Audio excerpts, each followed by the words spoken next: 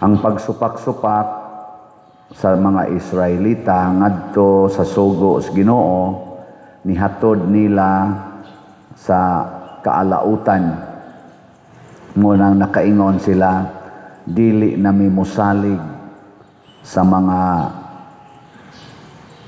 kabayo, dili nami moisip nga among Dios ang binuhat sa among mga kamot. Kani pasabot nga ang tanan nga ilang gisaligan nga mudaog sila sa gubat, dili na nila isipon nga maoy ilang saliganan. Karon naggubat na sad sa Middle East, kuyog ang Amerika, ang Israel, ug uban pang mga allies against sa Iran, ug uban sad nilang mga allies. Ni-repeat na sad ang history. Niyang mga gunob na sad tang tanan ani, mga matay na ta, maglisod na tag bangon, anha na sad ta moingon, Ginoo, di nami mosalig sa hinimos among mga kamot, kani mga missile, mga eroplano, mga kwarta, di nami mosalig. Ana ram na siya. Lingiyay mong tupad. Ing namisalig pa kasi imong kwarta. Ang utan ba, ing nagsalig ka ng imong kwarta, hinimo mo na sa tao. Nya nisalig sa kanang imong balay, kanang imong yuta, usara man na kalinog, usara na kabagyo, usara na kasunog, usara na kabumba, na kayag na. Nya nisalig ka ng imong tupad. Kana hinimo mo sa naskamot sa tao kay resulta man na sa hinikapay o kinuotay. Tanawa. Mukalit ra nagkamatay. Kanang imong tupad hasta ning nagbarog. Mukalit ra ning kamatay.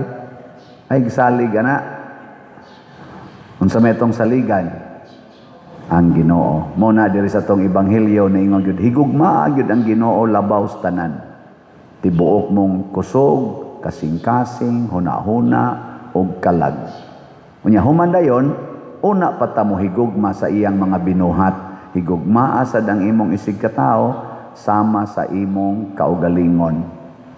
Ako pirmi gyud kong mo emphasize ana, unsay kalainan kung moingon ka higugma ang imong isig katao sama sa imong kaugalingon versus higugma ang imong isig katao sama sa imong paghigugma sa imong kaugalingon. Nabanay kalainan o love your neighbor as yourself versus love your neighbor as you love yourself. Nay kalainan aong bahala na mo diya. Ang gigamit ni Jesus, love your neighbor as yourself. Unsa may pasabot ana, nakalimta nato ang atong self, unahon nato higugma ang atong isig katao, ang atong neighbor. Sige, lingay mong tupad. Ing na mas importante ka kaysa akong lawas. Ing na ikaw mas importante ka kaysa akong lawas.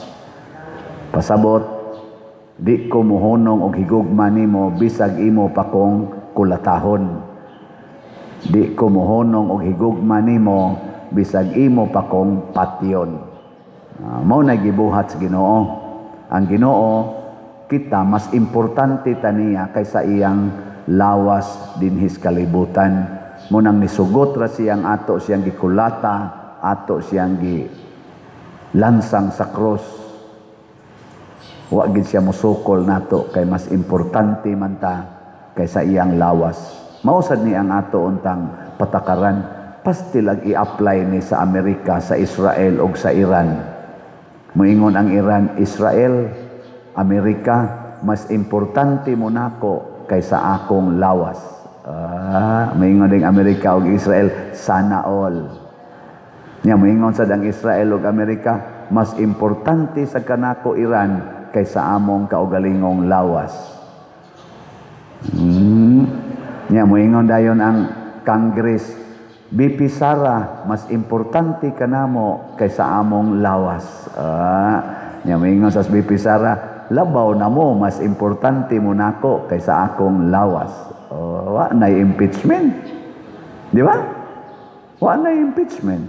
Nya moingon dayon tong mga nangawat atong trilyon-trilyon nga flood control o uban pang budget nga gisud og mga malita.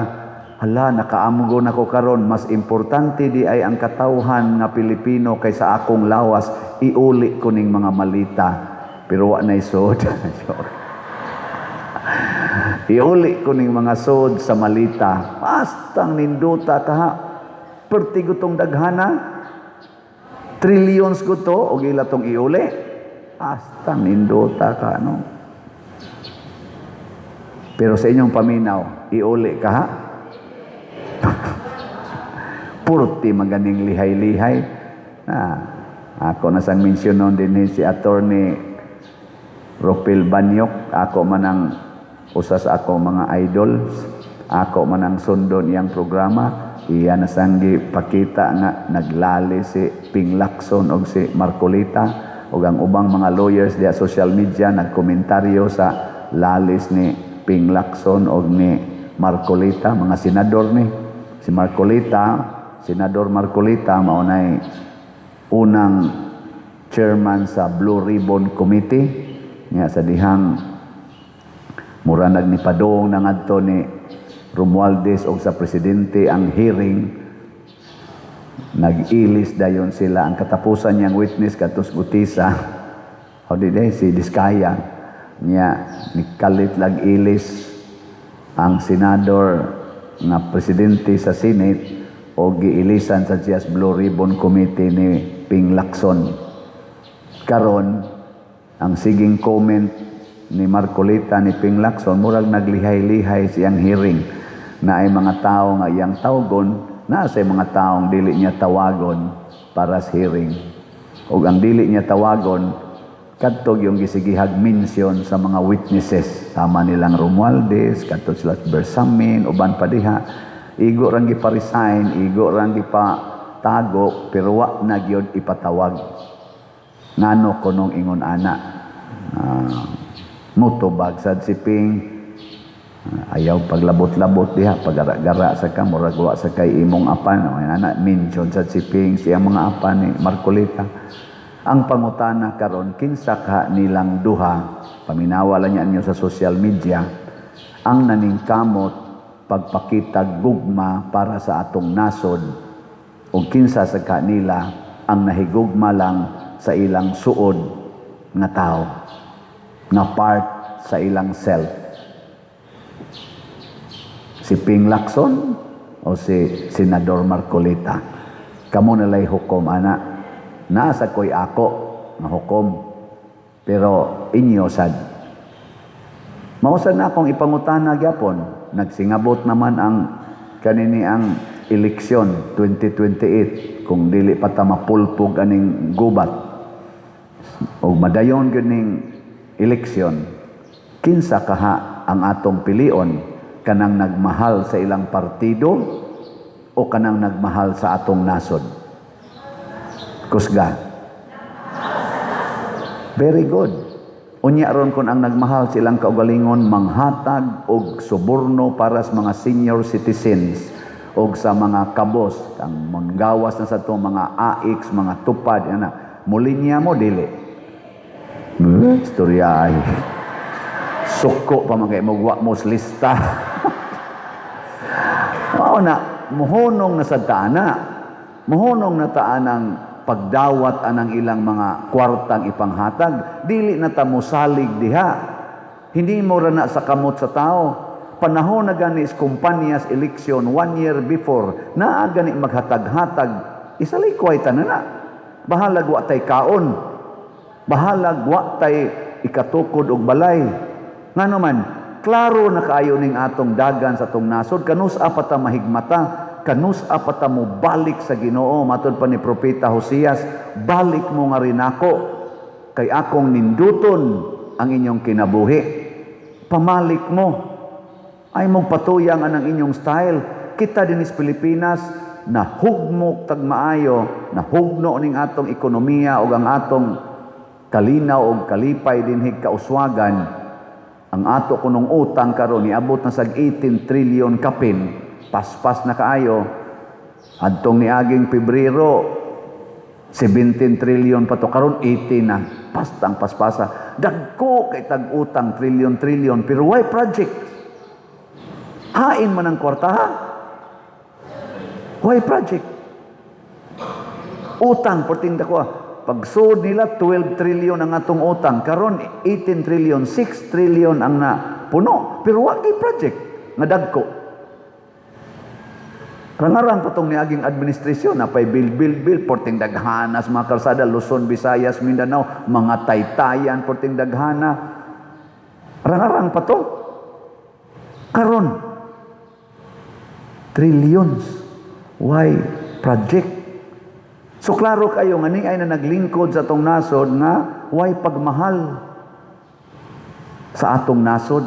Ang ilaran kaugalingon ang gihigugma, nisupak sila sa sugo sa Ginoo nga love your neighbor as yourself. Pasabot kalimti ang imong kaugalingong kaayuhan, sigurua ang kaayuhan sa katilingban. Kay ang others mao man na ang imong neighbors.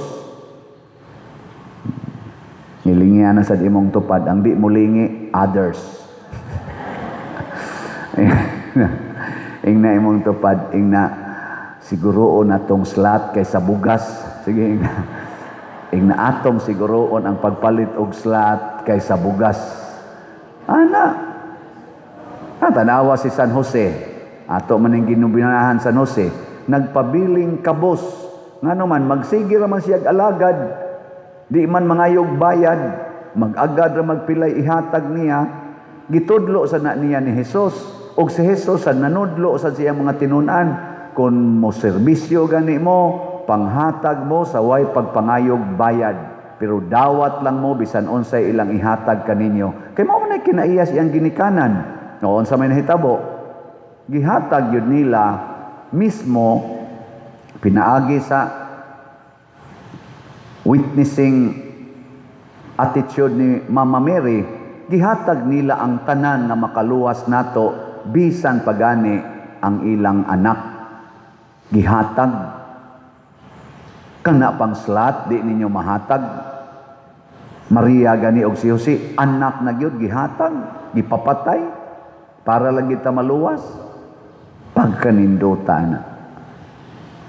Ang argumento ni Senador Marcolita, wa ko dinhi mo personal nimo, wa sad ko'y gipersonal nga gitabangan, ang ako lang pangitao nato ang kamatuoran niining dagko kayong nangawagtang nga kwarta, unya asa ning mga ebidensya nato makuha atong sundon mo na kanang tanan nga misulti diha nga naa sila'y kahibalo hain ang kwarta mo padong nga gipangkawat ato ginang imbestigahan mo na ang iyang punteriya si Ping Lacson nganong wa man kamo imbestigar aning ni ang mga tawhana nga naa man ta sila'y gisulti daghan magikadihag dipinsa mo ra ginay iyang punto.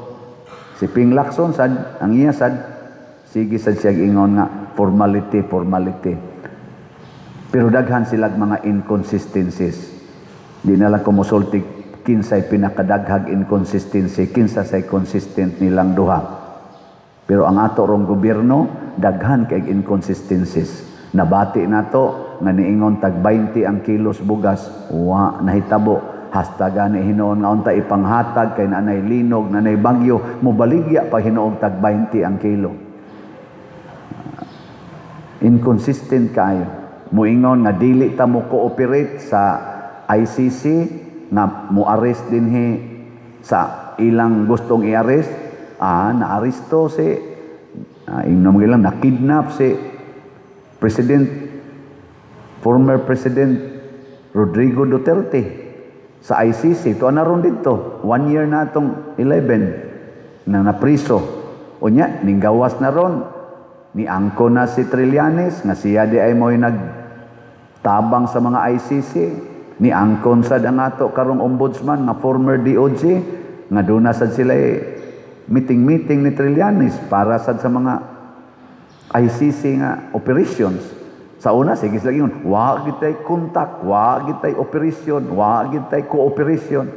Karon nanuga na, inconsistent kayo.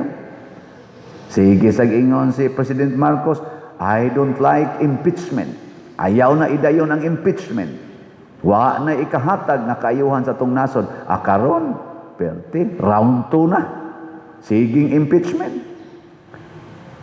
Daghang inconsistencies. Iampo nato kay kaning inconsistency mga igsoon sa atong mga desisyon tungod na kay wa ta mahigugma sa Ginoo ug wa ta mahigugma sa atong isig katao. Ang ato rang kaugalingong kaayuhan ang atong giprotektahan. Salamat sa namalit og slots kay nahigugma gimo sa atong parokya pero medyo hinay-hinay pa man. Ang atong grace, ang atong halin 184,228 na kaslots, 515,772 pa kaslots ang available nga tag 100 pesos per slot. Doon na ni 70 slot challenge nga tag 7,000 per challenge, 332 na sad ang atong nadawat. Ang ato sad nga PPSC Part 2 para na ni sa atong Bell Tower Adoration Chapel, sugod naman ang trabaho diha sa atong CR diha sad ug sa atong kadtong Apostolic Activity Center. Ang atong halin 7,955 kaslots na apay 122,045 kaslots nga available nga tag 100 pesos per slot. Doon na ni 163 slot challenge nga tag 16,300, walo na sad no ka challenges ang atong nadawat. Ang atong DPR nagpabilin nga 77 pa kabalay ang atong makabered, padayon tang mudawat og tag 100 pesos per slot nga mga tabang. 52,194 na ka-slots ang atong nadawat sa DPR. Unsaon to pagpalit og slots para ninyong nakalimot? Dali na ba kay tarong malimot? Pwede din sa atong mga lamisa sa gawa sa simbahan o sa ato dihang opisina. Pwede sa ninyo sa atong bank accounts, kining atong gibutang sa atong screen, mao na isunda ang atong bank accounts dinhi. Unya ang atong GCash, pwede sa inyo i-GCash, pero ang akong GCash murag puno na. Kanina lang ubang mga GCash dinhi. Pwede sad ikwarta padala, bisan asa aning mga ngan nga ninyong nakita sa atong screen karon, pwede ninyo ipadala ang GCash nya, ang kwarta padala nya i-message lang ko or kami aron nga ma-claim nato dayon.